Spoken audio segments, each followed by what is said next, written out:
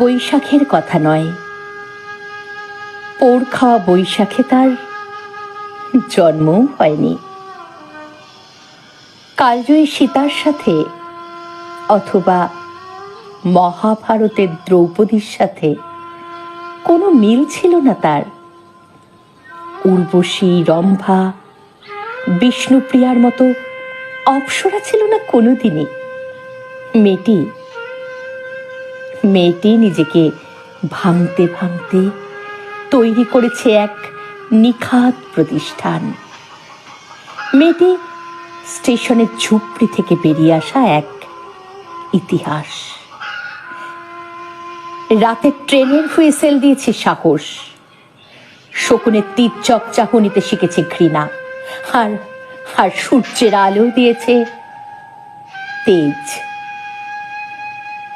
মেয়েটি চলেছে এগিয়ে, পথের চারিদিকে বিছানো কাঁটা, শরীর রক্তাক্ত হচ্ছে, তবু এগিয়ে চলেছে। তাকে বৈশাখ হতে হবে।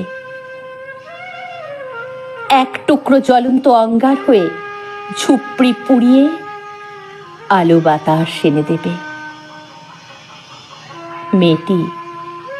মেয়েটি আজ অন্ধকারের আলোক মূর্তি, সর্বহারার আশ্রয় স্থল, ওই কান্তিক আশ্বাস, আগুনের পরশমণি। অথচ এই মেয়েটি ছিল কত উপেক্ষিত। রোদে পুড়ে, বৃষ্টিতে ভিজে, ক্ষুধার্তের গল্প বুনতে বুনতে সূর্যকে আলিঙ্গন করেছে, চাঁদের স্নিগ্ধতা আর বরফের শীতলতা দিয়ে। তবুও বৈশাখী ঝড় হয়ে ওঠেনি, শুধু শুরু হয়েছে বছরের সময়ের, এমনকি নতুন আলোকিত জীবনেরও।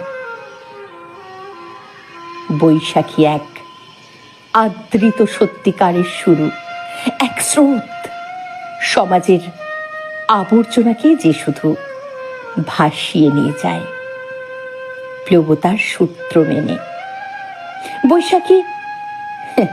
বৈশাখী হতে পেরেছিল শুধু বৈশাখ, শুধু বৈশাখ।